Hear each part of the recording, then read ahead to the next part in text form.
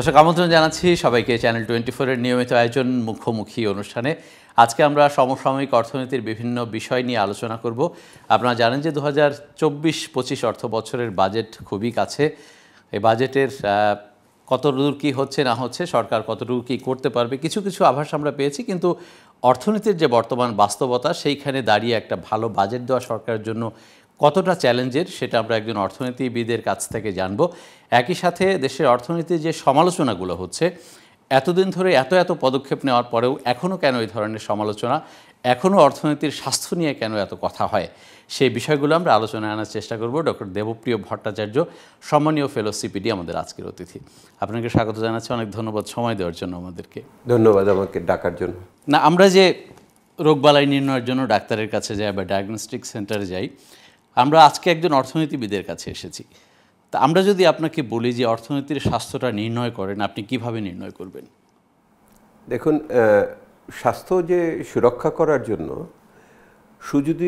শুধু যে রোগ নির্ণয় করতে হয় তা না, আপনাকে স্বাস্থ্য ফিট থাকার জন্য বিভিন্ন ধরনের প্রচেষ্টা জীবনে আমাদের পরিচালিত করতে হয়। কী খান, কিভাবে চলেন ইত্যাদি বিষয়টা থাকে। সেহেতু অর্থনীতির স্বাস্থ্য বুঝতে হলে আপনাকে বুঝতে হবে যে রোগটা চেয়ে কেন এই রোগটা হলো, সেটা জিনিসটা আপনাকে বোঝার ব্যাপার। কি রোগ হয়েছে অর্থনীতির এবং সেটা কিসের মতো, ডায়াবেটিস, ক্যান্সার, এবং যদি হয়ে থাকে এর দায়টা কার? আমি মনে করি অর্থনীতিতে ক্যান্সার হয় নাই, ডায়াবেটিস হয়েছে। অর্থনীতিতে ডায়াবেটিস হয়েছে। ডায়াবেটিসটা এমন একটা রোগ যে আপনি তাকে যদি সময় মতো আপনি নজর না দেন, যথাযথভাবে আপনি তার পরিচর্যা না করেন, যেমন আমি বললাম যে আপনি স্বাস্থ্য সুরক্ষার জন্য শুধু রোগ না, আপনি অন্য জায়গায় এই রোগটা কেন সংক্রামিত না হয় তার জন্য আপনি প্রতিষেধকের ব্যবস্থা নেন। সরকার সেই ক্ষেত্রে অবহেলা করেছে বলে আমার মনে হয়। সরকার অনেক যৌক্তিক সমালোচনাকে গ্রহণ করেনি, এবং সেটা করলে পরে হয়তো সরকারের উপকারী হতো অপকারের চেয়ে। এই জায়গাটাতে আমি বড় পরিতাপের সাথে কথাটা বলছি, কারণ যে কথাগুলো আমরা এখন বলছি এই কথাগুলো কিন্তু 3-4-5 বছর আগেও সরকারকে উদ্দেশ্য করে বলেছিলাম আমরা। কোভিডের আগে বলেছি, কোভিডের পরে বলেছি, কিন্তু এখন যে সরকারটা করছে গত 1.5 বছর যাবৎ, বিশেষ করে IMF-এর সাথে চুক্তি করার ফলে, এই কথাগুলো তো দেশের অর্থনীতিবিদরা বহুদিন যাবৎ বলেছে, কিন্তু সেই কথাগুলো গ্রাহ্য করা হয়নি। এইটিই পরিতাপের জায়গা। একটা গণতান্ত্রিক দেশে যদি একটা নির্বাচিত সরকার থাকে, তাহলে কেন তারা এই ব্যাপারে এতখানি অমনোযোগী হলেন, এইটি ব্যাখ্যার বিষয়। তার মানে সিমটম আগে থেকে বোঝা যাচ্ছিল, কিন্তু প্রিমেজার্স নেওয়া হয়নি, ব্যাপারটা এরকম। মানে দায়টা কি আপনি তাহলে যারা প্রিমেজার্সটা নিতে পারতেন তারা নেননি, তাদেরকে দিবেন? এখন এইটার যে রোগের যে সংকেত, সেটা তো বেশ কিছুদিনই যাবৎ প্রকাশ হচ্ছিল। এবং যেমন আপনি ব্যক্তি খাতে বিনিয়োগ বাড়ছে না, এটা তো 10-12 বছরের ব্যাপার।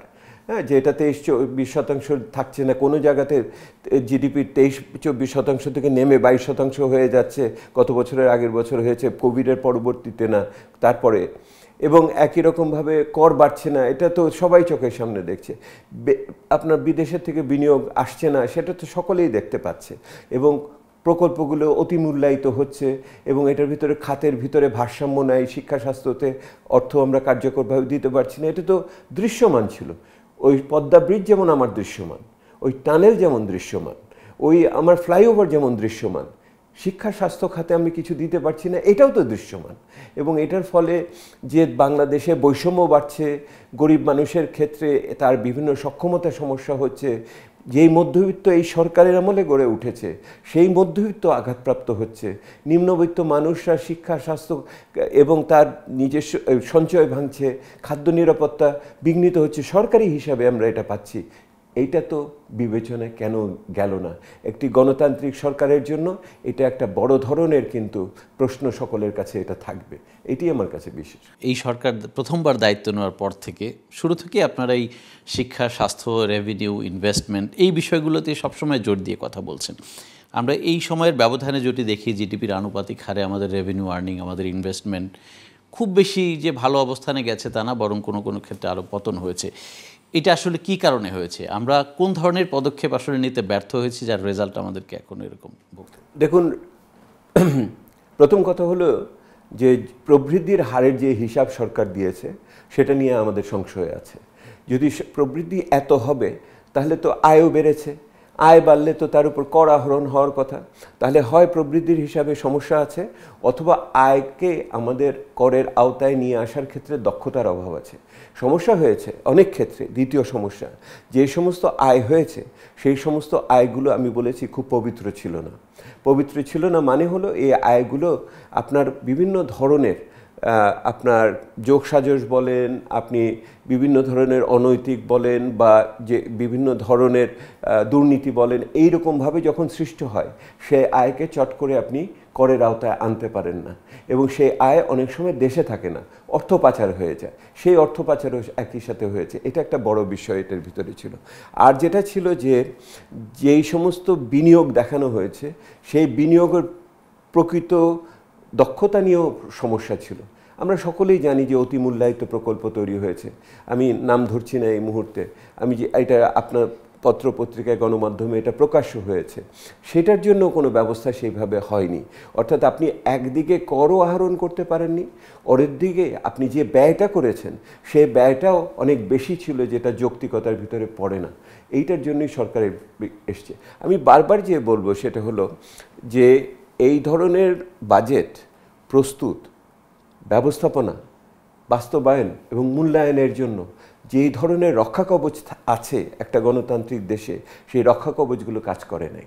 এই রক্ষা কবচগুলো যদি কাজ করতো, ইংরেজিতে যাকে সেফগার্ড বলে, তাহলে হতো। আমি সাধারণ উদাহরণ হিসেবে বলি, এই দেশে সরকারি অর্থের জবাবদিহিতা এবং দায়বদ্ধতা সৃষ্টি করার জন্য আইন করা হয়েছে।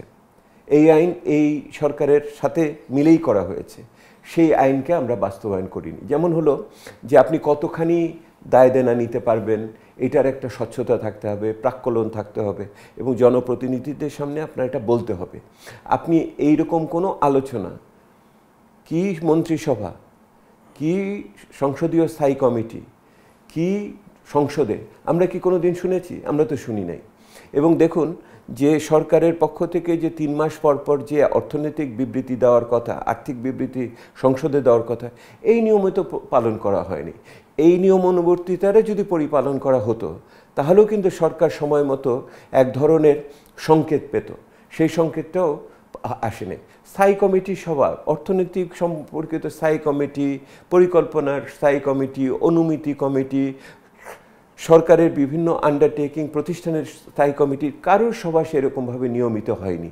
জনপ্রতিনিধিদের যে এটার উপরে যে এক ধরনের জবাবদিহিতা বা দায়বদ্ধতাকে বাস্তবায়ন করার যে প্রক্রিয়া আমাদের দেওয়া হয়েছে সরকারকে, সেটা হয়নি। আপনি দেখেন সরকারের যে মানে প্রকিউরমেন্ট কমিটি, যেটা দিয়ে ক্রয় কমিটি আছে, এটা তো অর্থনৈতিক বিষয়ক উপকমিটি। অর্থনৈতিক অন্যান্য নীতিমালা ওখানে আলোচনা হবে, ওনারা একদম কেনা বেচা ছাড়া আর কোনো আলোচনা সেখানে হয়নি, এবং সেগুলি সেইটার ভিত্তিতেই আপনি হয়েছে। অর্থাৎ আমি বলছি যে একটা গণতান্ত্রিক রাষ্ট্র ব্যবস্থার ভিতরে যেই সমস্ত কার্যকর ব্যবস্থাগুলো থাকে, সেই ব্যবস্থাগুলো, রক্ষা কবচগুলো অলস হয়ে গেছে, বিকল হয়ে গেছে অনেক ক্ষেত্রে। সেইটার ফলে আমাদের মতো বিশ্লেষকদের দায় পরিস্থিতি আরও বেশি কঠিন হয়ে উঠেছে। তার মানে রোগটা কি এমন পর্যায়ে চলে গেছে যে এখন ছোটোখাটো কোনো বটিকা দিয়ে এটা সমাধান করা বা নিরাময় করা সম্ভব? প্রথম কথা হলো যে আপনার তো একটু স্বীকার করতে হবে যে আপনি অসুবিধার মধ্যে আছেন। সেটা কি স্বীকার করছে? আমরা দেখছি যে এখন বাস্তব পরিস্থিতি এমনও উৎকট হয়ে গেছে, আপনার স্বীকার করা ছাড়া আর উপায় থাকছে না। খুব ধীরে হলেও বিভিন্ন ধরনের ক্ষেত্রে হচ্ছে, এবং এটা আগে তো আসলে তো এই আলোচনা তো মানে রাজনৈতিক নেতৃবৃন্দরা তো এটাতে যুক্তই হচ্ছেন না, হচ্ছেন প্রশাসনিক ব্যক্তিরা। আমরা বাংলাদেশ ব্যাংক দেখি, বা আমরা কোনো সময় সরকারের অর্থ মন্ত্রণালয় দেখি, বা সিকিউরিটি অ্যান্ড এক্সচেঞ্জ কমিশন দেখি, এনারা কথা বলেন অনেক সময়, বা জাতীয় রাজস্ব বোর্ড কথা বলে, কিন্তু রাজনৈতিক নেতৃত্ব কিন্তু কথা এখনও আমরা দেখি না। এবং যেই নেতৃত্ব এই মুহূর্তে নতুন সরকারের কাছে এসেছে, তারা তো এখনও সেই রকমভাবে আপনারা যেরকমভাবে প্রশ্ন করে আমাদের ব্যতিব্যস্ত করেন, তাদের তো সেরকমভাবে ব্যতিব্যস্ত করার সুযোগ আপনারা পাচ্ছেন বলে আমার মনে হয় না। তো এইটাও একটা সমস্যা একটা গণতান্ত্রিক দেশে। আপনি যদি একটা কৌশল নেনও, সেই কৌশলটা আপনাকে ব্যাখ্যা করতে হয়। সে ব্যাখ্যা করার জন্য আমরা বলি পাবলিক ফেস লাগে, একটা জনগণের কাছে একটা গ্রহণযোগ্য একটা মুখ লাগে, সেই মানুষটা মুখপাত্র হয়ে জিনিসটা ব্যাখ্যা করে। এটা যদি আপনি ব্যাখ্যা না করেন, তাহলে নীতি শুধু নীতি করলে হয় না, নীতির প্রতি আস্থা লাগে। তো বাজার তখন আস্থা পায় যে এই নীতিটা করা হয়েছে, এইটার ফলে এইটা উদ্দেশ্য হাসিল হবে। সেটা হয় না, বাজার আস্থা পায় না। আপনার বিদেশি যারা আমাদের সাথে বিনিয়োগ করে, যারা আমাদের বিভিন্ন ধরনের সহযোগিতা করে, তারা আস্থা পায়। সবচেয়ে বড় কথা, ভোক্তা আস্থা পায়, নাগরিকরা আস্থা পায়, তারা তখন কর দিতে আস্থা পায়। সেই জায়গাটাতে একটা বড় ধরনের ঘাটতি হয়ে গেছে। সেহেতু আপনি যতই বাজেটের সবচেয়ে সুন্দর বাজেটও করেন না কেন, এইটা কার্যকর করার ক্ষেত্রে যে দক্ষতা এবং যেই প্রয়োজনীয় ব্যবস্থা দরকার, সেইখানে এখন বড় ঘাটতি। সেহেতু আপনি যে বলছেন যে খোলনালচে বদলানো হতে হবে কিনা, এগুলির দরকার নাই। বর্তমান সরকারের যেই সমস্ত অঙ্গীকার আছে, বিশেষ করে এইবারের নির্বাচনী প্রতিশ্রুতি যেগুলি আছে, সেই নির্বাচনী প্রতিশ্রুতির সাথে আপনি একটা একটা করে ধরে আপনি যদি মিলিয়ে দেখেন, তাহলেই এটা যথেষ্ট। কিন্তু তার চেয়ে বড় কথা হলো যে এইটাকে কার্যকর করার জন্য একটা সমন্বিত চেষ্টা দরকার। এই মুহূর্তে আমি তো সরকারের নীতি নেতৃত্বের ঘাটতির কথা বললাম একটু আগে। একই রকমভাবে নীতি নেতৃত্বের ঘাটতির অপর ফলাফল হলো নীতি সমন্বয়হীনতা। আপনি মুদ্রানীতি করবেন, আর্থিক নীতি করবেন, বাণিজ্য নীতি করবেন, তিনের ভিতরে যদি সমন্বয় না থাকে, তাহলে দেখেন এই মুহূর্তে আপনি টাকার মূল্যমান কমাচ্ছেন, সুদের হার ওইদিকে আপনি বাড়বে অবধারিতভাবে। এই দুটোর ভিতরে সমন্বয় করে আপনি কিভাবে মূল্যস্ফীতিকে নিয়ন্ত্রণে রাখবেন, কিভাবে আপনি যারা বিনিয়োগ করবে তাদের যে বিনিয়োগের যে হিসাব, সেটাকে আপনি রক্ষা করবেন, আপনি এটাকে কিভাবে আপনি ব্যবস্থা করে আপনি আগামী দিনে তাদের যে আমদানিগুলোকে আপনি অর্থায়ন করবেন, এগুলি তো বড় বিষয় হয়ে উঠেছে আর কি। সেহেতু আমি যেটা আপনাকে বলতে চাচ্ছি সেটা হলো এই সমস্যার স্বীকৃতি, তার পূর্ণাঙ্গ মূল্যায়ন এবং তার ভিতর দিয়ে একটি সমন্বিত কর্মসূচি যদি না আসে বাজেটে, তাহলে ওই থোর বড়ি খাড়া বড়ি থোর যদি করেন, তাহলে এবং যদি বাগাড়ম্বরের ভিতরে থাকেন, এই বাগাড়ম্বর নীতি প্রণেতাদেরই প্রতারণা করবে, আর এটার ফলভোগী হবে বাংলাদেশের নাগরিকরা। বাজেটের বিষয়ে সুস্পষ্ট দু একটা প্রশ্ন আপনার কাছে জানবো যে আমরা যদি অতীত ইতিহাসে গেল 10-12টা বাজেট বিশ্লেষণ করি, প্রতি বছরই মোটামুটিভাবে একটা থাম্বরুল মেনে 12-15% হারে আয়তন বাড়াতে পেরেছি। এবার আমরা দেখতে পাচ্ছি সেটা 5% বেশি হয়তো বাড়বে না, সরকারের নানা রকম সীমাবদ্ধতা আছে যে কারণে। এইটা যদি হয় তাহলে এই পরিমাণ আয়তন বাড়িয়ে আমার একটা প্রবৃদ্ধির লক্ষ্য ধরা হবে, আরও অনেক লক্ষ্যই ধরা হবে, সেটা কিভাবে অ্যাচিভ করবে সরকার? প্রথম কথা হলো যে আপনারা সবসময় এই যে বাজেট যখন হয়, এটা আমি গণমাধ্যমে সমালোচনা করে বলছি, সেটা হলো আপনারা সবসময় ঘোষিত বাজেট নিয়ে আলোচনা করেন, কোনো সময় বাস্তবায়িত বাজেট নিয়ে সেইভাবে আলোচনা হয় না।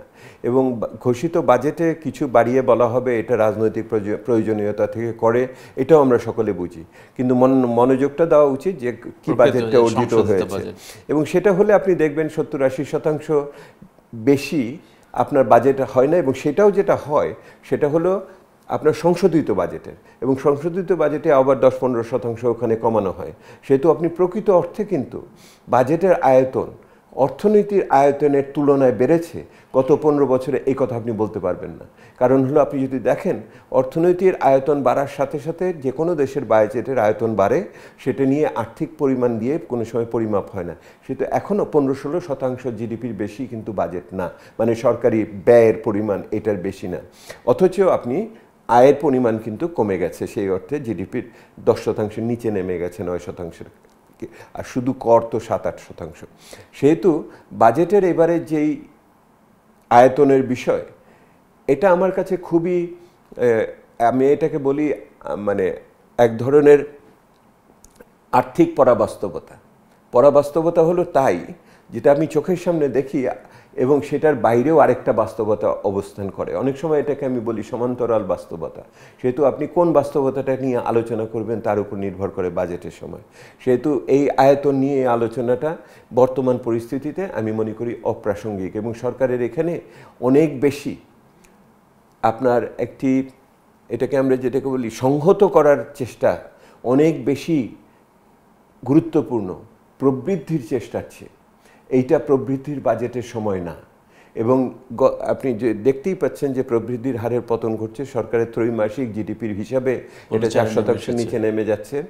এবং আমরা বলেছি যদি আপনি বাদবাকি সময় 7.5%-এর 7.5% লক্ষ্যমাত্রা অর্জন করতে হলে আপনি বাকি 3 মাসে এখানে 10% প্রবৃদ্ধি হতে পারে। ওইটা একটা অবাস্তব জিনিস আর কি। সেহেতু প্রবৃদ্ধির আকাঙ্ক্ষা এখন বড় বিষয় না, এখন হলো সংহত করা, বাজারকে স্থিতিশীল করার ব্যবস্থা এবং যে অর্জনগুলো সরকারের হয়েছে সেই অর্জনগুলোকে রক্ষা করার ব্যবস্থা। সেহেতু আপনার একটা খুবই মনোযোগ দিয়ে এক ধরনের, যেটাকে ইংরেজিতে প্রায়োরিটাইজেশন বলেন, অগ্রাধিকারগুলো পরিষ্কার হওয়া দরকার। এই অগ্রাধিকারের জায়গায় আপনি কোথায় কোথায় যাবেন। এখন এখানে আরেকটা এবারে নতুন বাড়তি জিনিস হলো, সেটা হলো যে যেহেতু আপনি IMF-এর কর্মসূচির অধীনে আছেন, সেহেতু আপনার কিছু ওখানে প্রতিশ্রুত সংস্কার কর্মসূচি আছে, সেই জায়গাটাতে মনোযোগ দেওয়ার ব্যাপার। যেমন হলো IMF থেকে বলা হয়েছে যে আপনাকে যত ধরনের আপনি সুবিধা দিয়েছেন, রেয়াত দিয়েছেন, এগুলিকে সব বন্ধ করতে হবে। আমরা মনে করি যে এই রেয়াত কোথায় রাখবেন কোথায় রাখবেন না, এটা যেমন একটা আমলাতান্ত্রিক প্রক্রিয়ার ভিতর দিয়ে প্রশাসনিক প্রক্রিয়া দিয়ে হবে, একই রকমভাবে এখানে স্বচ্ছতা সহ জনপ্রতিনিধিদের মতামতটাও সাথে নেওয়া উচিত। যেহেতু আপনি কোথায় কমাবেন কোথায় কমাবেন না, কারণ জাতীয় রাজস্ব বোর্ডের লক্ষ্য উদ্দেশ্যই হলো কত বেশি কোথায় থেকে আহরণ করা যায়, আর জনপ্রতিনিধিদের উদ্যোগ হলো যে কিভাবে অর্থনীতির এমন ব্যবস্থা রাখা যায় যেটা জনমানুষের কল্যাণে কাজ করে। দুটোর ভিতরে কিন্তু তফাৎ আছে লক্ষ্যের ভিতরে। ওনাদের কাজ হলো একটা, সেটিই ওনাদের কাজ, ওনাদের অন্য দায়িত্ব নাই।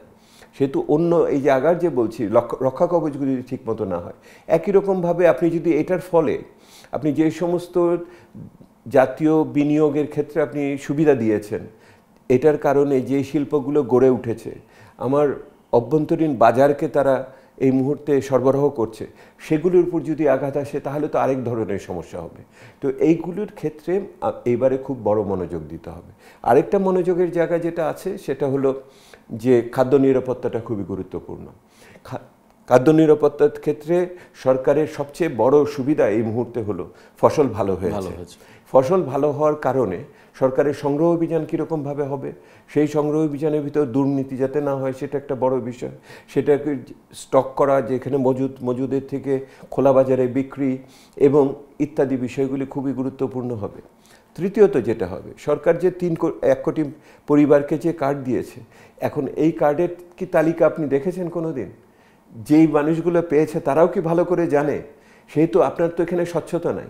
সেহেতু এইখানে এই তালিকাটা অনতিবিলম্বে জনসমক্ষে প্রকাশ করা উচিত এবং যাতে দেখা উচিত যে এই তালিকা প্রথমত এই মানুষগুলো সঠিক, তাদের খাদ্য নিরাপত্তা আমরা নিশ্চিত করতে চাই। সরকারের এই পদক্ষেপটা তো খুবই গুরুত্বপূর্ণ এবং সঠিক পদক্ষেপ।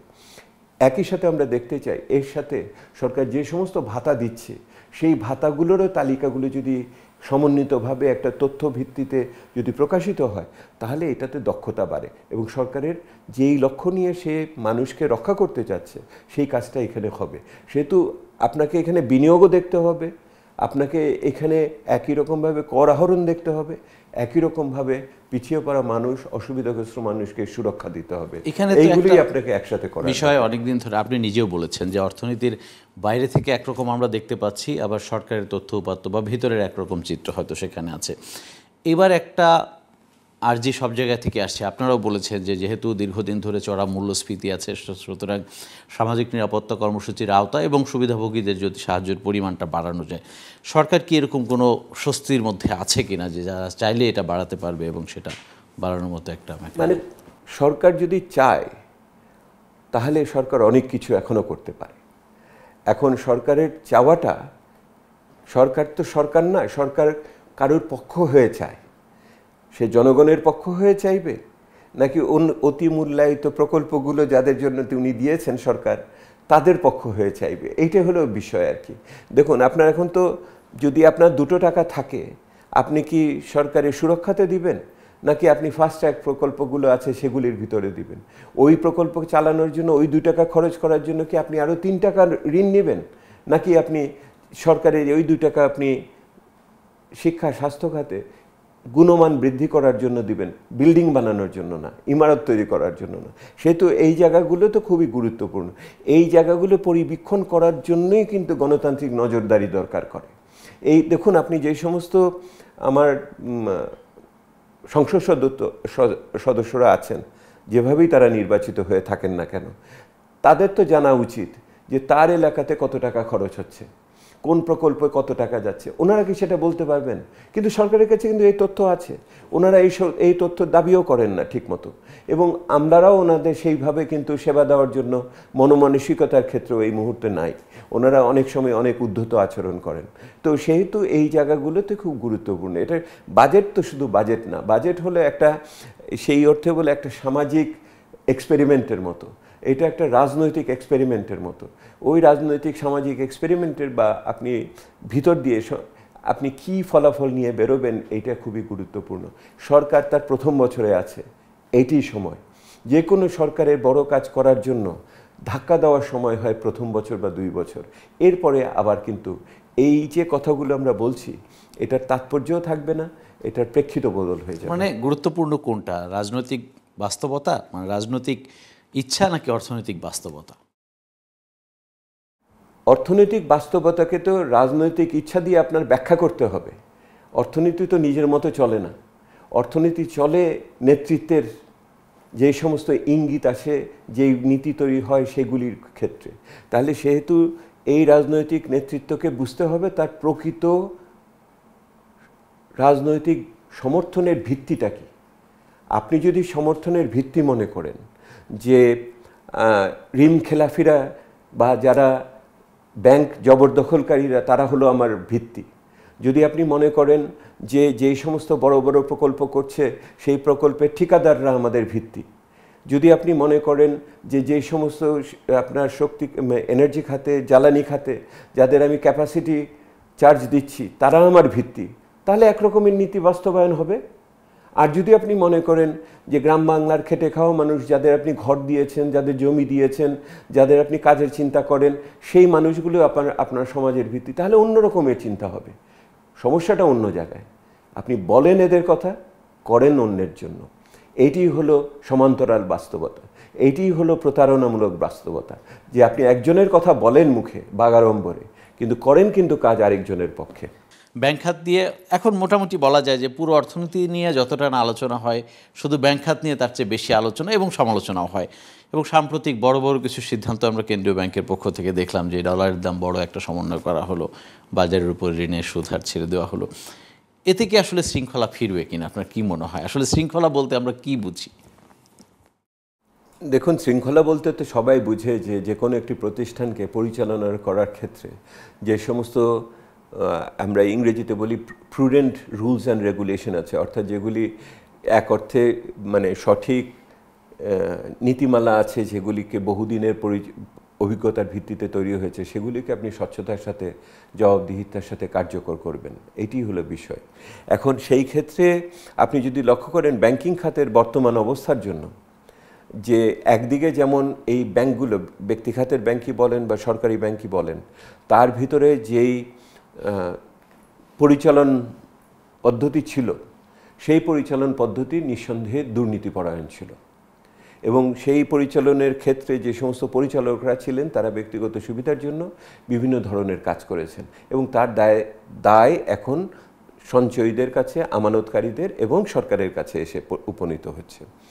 একই রকমভাবে আপনি দেখবেন যে এদের দেখভাল করার জন্য, আপনার সব নজরদারি করার জন্য কেন্দ্রীয় ব্যাংক ছিল। কেন্দ্রীয় ব্যাংক বিভিন্ন ধরনের আপনার এখানে সমীক্ষা পরিবীক্ষণ টিম পাঠিয়েছে, করেছে, তাদের রিপোর্ট আছে, সেই রিপোর্ট গণমাধ্যমে প্রকাশিত হয়েছে। তারপরেও কেন্দ্রীয় ব্যাংক এই ব্যাপারে কোনো ব্যবস্থা নেয়নি। এখন কেন্দ্রীয় ব্যাংকও ব্যবস্থা নিতে পারে নাই, কারণ হলো ওনারা এইটার জন্য যেই ধরনের রাজনৈতিক সমর্থন বা রাজনৈতিক ইঙ্গিত পেতে হয় সেটা ওনারা পায়নি। সেহেতু আপনি 3 জায়গাতেই এই সমস্যা দেখবেন, যে যেমন ওইটার মানে ইনস্টিটিউশনাল গভর্নেন্সের ইস্যু, প্রাতিষ্ঠানিক সুশাসনের অভাব, আমার নজরদারি করার ক্ষেত্রে যে কেন্দ্রীয় ব্যাংক আছে তার সুশাসনের অভাব বা তার দায়িত্ব জ্ঞানের অভাব বা পরিচালনার ক্ষেত্রে দক্ষতার অভাব, একই রকমভাবে রাজনৈতিক নেতৃত্ব যেই ইঙ্গিতটা দেওয়ার দরকার সেই ইঙ্গিতটার ক্ষেত্রেও ঘাটতি রয়ে গেছে। এই 3টে ঘাটতি যদি আপনার মিটাতে হয় তার জন্য আপনার মোকাবেলা করার জন্য একটা রাজনৈতিক শক্তি লাগে। আমরা মনে করেছিলাম অনেকেই, বা আমাদের আশ্বস্ত করা হয়েছিল যে নির্বাচনের পরে অনেক বড় বড় সংস্কার করা হবে, যেই সংস্কারগুলো এতদিন আটকে আছে। এবং সেইটার প্রতিশ্রুতিটা আরও এসেছিল, কারণ আইএমএফের কাছে আমার প্রতিশ্রুতি এটার সাথে যুক্ত ছিল।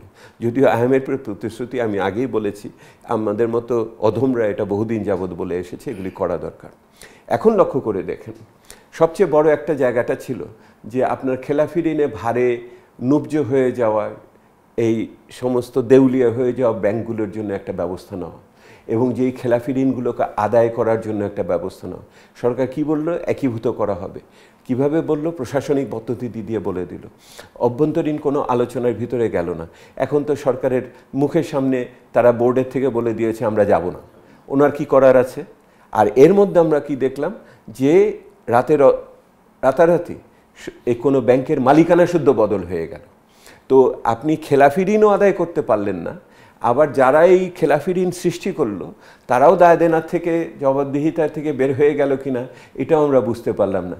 তো এইটা তো চোখের সামনে হচ্ছে, এইটা করতে কেন পারেননি? আমি আবার ফিরে আসি আপনার কাছে।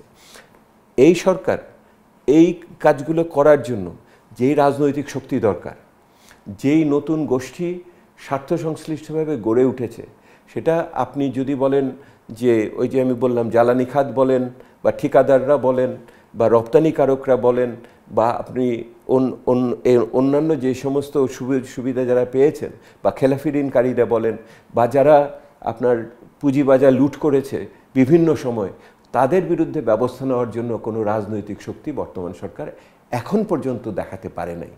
এই রাজনৈতিক শক্তি যদি দেখাতে না পারে তাহলে সরকারের অনেক শুভচিন্তা বাস্তবায়িত হবে না। আপনি নিজেও তো ব্যাংকের পরিচালনায় ছিলেন কোনো এক সময়, সেই সময়ের সাথে এই সময়ের যদি আমি গুণগত পার্থক্যটা করতে চাই, আসলে কোথায় আমরা ক্ষয়টা কোথায় হয়েছে? দেখুন, আমি ব্যাংকের পরিচালনায় ছিলাম আওয়ামী লীগ সরকারের আমলে, 96 থেকে 2000 পর্যন্ত বাংলাদেশের দ্বিতীয় বৃহত্তম ব্যাংকে আমি ছিলাম। এবং আমার সৌভাগ্য হয়েছে এমন একজন অর্থমন্ত্রীর সাথে কাজ করা, যিনি এই দায়িত্ব ওনার পক্ষ থেকে আমাদের দিয়েছেন। আমি কিবরিয়া সাহেবের কথা বলছি, যে এইটার ফলে ওনারা কোনো দিন কাকে ঋণ দিতে হবে, কোন ঋণ আদায় করা যাবে না, এরকম কোনো ধরনের বক্তব্য আমরা কোনো দিন শুনি নাই। এবং একই রকমভাবে ঋণ আদায় করার ক্ষেত্রে বা কাকে ঋণ দিয়ে তাদের ওই প্রকল্প অতিমূল্যায়িত করার জন্য কোনো ধরনের ব্যবস্থাপনাগত প্রণোদনার ক্ষেত্রে আমরা দেখি নাই। এবং আমরা যারা ওখানে ছিলাম, ওখানে ব্যবসায়ী গোষ্ঠীরও প্রতিনিধি ছিল, এবং প্রথমবারের মতো সরকারের পক্ষ থেকে পেশাজীবীদের আনা হয়েছিল সেইখানে। সেই দায়িত্বটা পরিপালন করার নিষ্কণ্টকভাবে প্রতিপালিত হয়েছে। এই পরিস্থিতি তো সম্পূর্ণভাবে বদলে গেছে এখন। আপনি লক্ষ্য করে দেখবেন, ওই যেই আমি বললাম যে ব্যাংক ব্যবস্থাপনায় যে ব্যক্তিরা ছিলেন তাদের পিছনের ইতিহাস, আগামী দিনের ইতিহাস, এগুলি পর্যালোচনা করলে আপনার খুবই এগুলি পরিষ্কার হবে। ওই আওয়ামী লীগ সরকার আর এই আওয়ামী লীগ সরকার দুটো গুণগতভাবে ভিন্ন সরকার। আমরা শেষ দিকে চলে এসেছি। আপনি দায় দেনা পরিস্থিতি নিয়ে অনেক বেশি উদ্বিগ্ন, বিভিন্ন সভা সেমিনারে বা আপনার বক্তব্যে বা ইন্টারভিউতে আমরা দেখেছি। আসলে কি আমরা খুব বেশি ঝুঁকির মধ্যে পড়ে গেছি কিনা বা পড়তে যাচ্ছি কিনা? ঝুঁকি তো সৃষ্টি হয়েছে, এটা তো এখন সকলেই এখন মানতে বাধ্য হচ্ছেন। 2 বছর আগে বলেছিলাম তখন যদি ব্যবস্থা নিত তাহলে হয়তো ঝুঁকিটা আরেকটু কমতো। এই ঝুঁকি কমবে না, এই ঝুঁকি 2026 সাল নাগাদ আরও বেশি বাড়বে। রূপপুরের আমাদের কি বলে নিউক্লিয়ার পাওয়ার প্ল্যান্টের টাকা শোধ করার সময় আসলে সবচেয়ে বড় প্রকল্প বাংলাদেশের ইতিহাসের, 12-14 বিলিয়ন ডলারের, সেটা যদি আসে তাহলে তো এটা তো একটা মানে কঠিন অবস্থার সৃষ্টি হবে। এবং সেটা আমার দেওয়ার জন্য ইতিমধ্যে 2 বছর পিছানোর জন্য আমরা সরকারের পক্ষ থেকে বলেছি। সেহেতু সরকারের এখন সুস্থিরভাবে এইটাকে টেকসই করার জন্য একটা কর্মপরিকল্পনা নিতে হবে।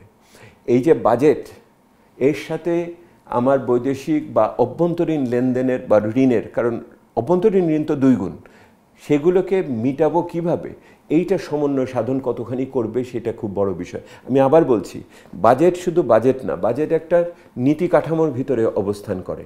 তার আপনার মুদ্রানীতি, তার আপনার সেই অর্থে বাণিজ্য নীতির আপনার শুল্ক কর ইত্যাদি রয়েছে এবং একই রকমভাবে আপনার বৈদেশিক অর্থায়নের বিষয়টিও এখানে গুরুত্বপূর্ণ এবং সেই অর্থায়নের জন্য কী ধরনের আমি মনে করি একটা কর্মসূচি নেওয়া দরকার।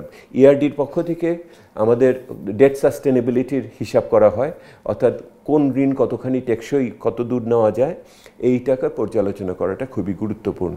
আমরা গত বছর যখন এডিপির হিসাবটা করছিলাম বা বাজেটের হিসাবটা করছিলাম, এডিপির জন্য যে বরাদ্দটা রাখা হয়েছিল, আমরা দেখছিলাম যে পুরো অর্থটাই সমপরিমাণে ধার করে আমাদের মিট আপ করতে হবে। এবার সেই অঙ্কটা আরও খানিকটা বাড়ছে। আজকে যারা নীতি করছেন আমলাতন্ত্রের ভিতরে বা প্রশাসনের ভিতরে, 2 বছর পরে তো ওনারা থাকবেন না, কিন্তু 2 বছর পরে কিন্তু এই সরকার থাকবে ধরে নিচ্ছি। তো সেই ক্ষেত্রে রাজনৈতিক দায় দায়িত্ব কিন্তু অনেক বড়, কারণ ওনারা নির্বাচিত হয়ে কথা রাখাটা ওনাদের জন্য গুরুত্বপূর্ণ। আবার যদি নির্বাচনে কোনো সময় মুখোমুখি হতে হয় তাহলে এটা জবাব দিতে হবে। সেহেতু আমি আবার ফিরে আসছি যে এই মুহূর্তে যে রাজনৈতিক নেতৃত্বের যে ঘাটতিটা, যে জবাবদিহিতার ঘাটতিটা, যে জনপ্রতিনিধিরা সংসদে আছেন তারা যেভাবে আলোচনা করেন, যে সংসদীয় স্থায়ী কমিটি আছে সেগুলি যেভাবে কাজ করছে না, এগুলি যদি না মেটানো যায় তাহলে ওই আরেকটি পুস্তক যদি আমি প্রকাশ করি এটা খুব এদিক ওদিক হবে না। বাজেটের জায়গায় থাকবে, অর্থনীতি অর্থনীতির মতো চলবে, একটা আরেকটাকে পরিপুষ্ট করতে পারবে না। আমরা একেবারে শেষ করব। যদি আপনার কাছ থেকে 2-4টা পরামর্শ চাই, সরকার একটা ভালো বাজেট দিতে চায় তার সীমিত সম্পদ এবং নানা রকম সীমাবদ্ধতার মধ্যে, আপনার পরামর্শটিকে আসলে কোথায় কিভাবে ব্যয়টা করা দরকার? না, এটা তো ব্যয় না, আমি আবার বলছি মনোভঙ্গির ব্যাপার। মনোভঙ্গি হলো তথাকথিত প্রবৃদ্ধিমুখী বাজেট তৈরি করার সময় এটা না। এখন হলো আপনার যেটুকু আপনি প্রস্তুত করেছেন বাংলাদেশকে গত 10-15 বছরে, সেটাকে রক্ষা করার সময়, এটাকে সংহত করার বাজেট আসতে হবে। এটা তথাকথিত প্রবৃদ্ধিমুখী বাজেট না, এটা স্থিতিশীলতা এবং সংহতকরণের বাজেট আসতে হবে। সেই সংহত করার জায়গাগুলিতে রক্ষা করার ক্ষেত্রে সবচেয়ে বেশি মনোযোগ দিতে হবে মূল্যস্ফীতির কারণে যেন নিম্ন মধ্যবিত্ত এরা যেন কষ্টপ্রাপ্ত না হয় এবং আমার শিক্ষা স্বাস্থ্য খাতে যেন আমার গুণমান রক্ষা করা হয়। এইটি সবচেয়ে বড় জায়গা। এই জায়গাটা যদি মনোযোগ না দিয়ে আবার যদি আমি ওই দৃশ্যমান প্রকল্পের অর্থায়নের জায়গাতে চলে যাই তাহলে খুবই জটিল পরিস্থিতির সৃষ্টি হবে, আরও অনেক বেশি বলে আমি মনে করি। আর যেটা বিবেচনার বিষয় সেটা হলো যে আমি আগামী দিনে কোথা থেকে টাকা নিব, কার কাছ থেকে টাকা নিব। আমাদের এই মুহূর্তে চীনের সাথে আলোচনা হচ্ছে আরও আমাদের টাকা দায় দেনা পরিস্থিতি মেটানোর জন্য। আমাদের মনে রাখতে হবে অর্থনীতি আগের চেয়ে অনেক বেশি বহির রাজনীতির প্রভাবান্বিত। আমাদের ভূ রাজনৈতিক পরিস্থিতি এখন বহুভাবে আমাদের বিভিন্ন অর্থনৈতিক চয়নকে প্রভাবিত করছে। এইগুলির ব্যাপারে সংবেদনশীল থাকা দরকার। এইটার জন্য আবার রাজনৈতিক বিবেচনাগুলোকে কাজে আনতে হবে। আমি আবার বলছি, বাজেট শেষ বিচারে একটি রাজনৈতিক দলিল। এই রাজনৈতিক দলিলকে অবশ্যই এই সরকারের যে নির্বাচনী প্রতিশ্রুতি আছে তার সাথে সঙ্গতিপূর্ণ হতে হবে। সঙ্গতিপূর্ণ হতে হবে মুখের কথায় নয়, কাজের ভিতর দিয়ে। কারণ বাজেট হলেই তো আমি আবার এটাকে মূল্যায়ন করব, তখন যেন আবার এই কথাগুলো আবার বলতে না হয়। অনেক ধন্যবাদ। আমরা আজকের মতো এখানে শেষ করতে চাই আজকে আলোচনা। ভালো থাকবেন। দর্শকের সাথে শেষ করছি আজকের মতো মুখোমুখি। ভালো থাকবেন সবাই।